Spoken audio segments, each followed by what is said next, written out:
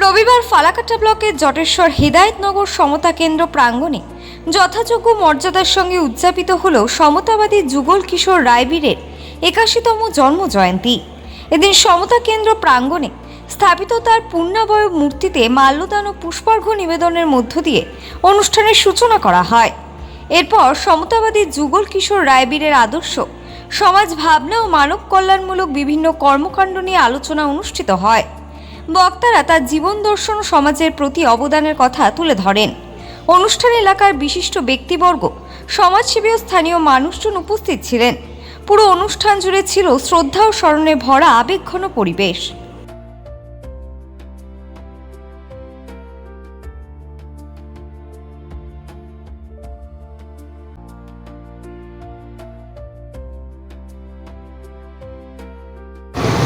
আজকে এখানে সমতা কেন্দ্রের প্রতিষ্ঠাতা যুগল কিশোর রায়বীরের ৮১তম জন্মদিবস উপলক্ষে আমরা এখানে সমবেত হয়েছি।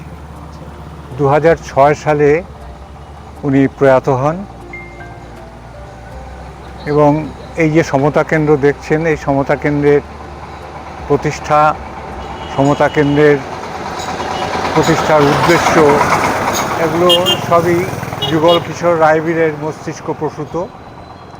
যখন আমাদের দেশে বিশ্বায়নের মাধ্যমে সমস্ত অর্থনৈতিক ব্যবস্থাটা পাল্টে দেওয়া হচ্ছিল, তখন তিনি একটা বিকল্প চিন্তাধারা, প্রান্তিক মানুষের সুখ সুবিধা কিভাবে আদায় করা যায় তার জন্য একটা মুক্ত চিন্তার আসর হিসাবে এই সমতা কেন্দ্রকে প্রতিষ্ঠা করেছিলেন।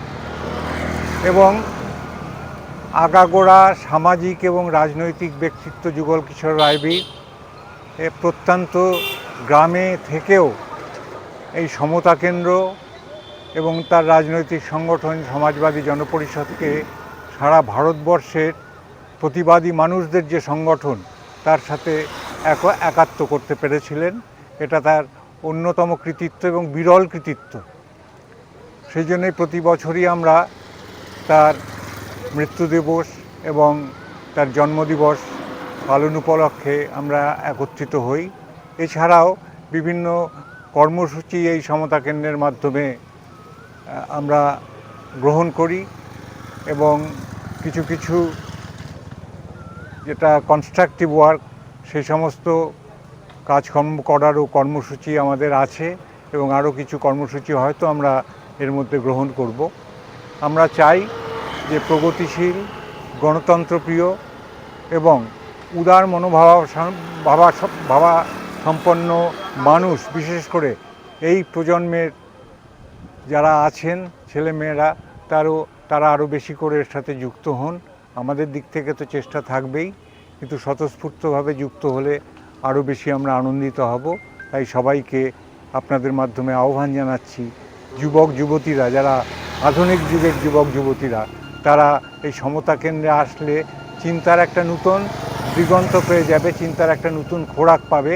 এই বেকারি এবং সমাজের মধ্যে যে বিশৃঙ্খলা চলছে, তার বিকল্প কি হতে পারে সেই সম্পর্কে একটা রূপরেখা তারা হয়তো চিন্তার মধ্যে গ্রহণ করতে পারবে। এই জন্য আপনাদের মাধ্যমে আমরা আবেদন করছি সেই সমস্ত যুবক যুবতীদের যে তারা সমতা কেন্দ্রে আসুক, এখানে এসে আমাদের সাথে আলোচনা সমালোচনা, যেরকমভাবে তারা ভাবেন সেই ভাবনাটা আমাদের সাথে ভাগ করে নিক। আমি কমল কৃষ্ণ ব্যানার্জি, সমতা কেন্দ্রের সভাপতি বর্তমানে।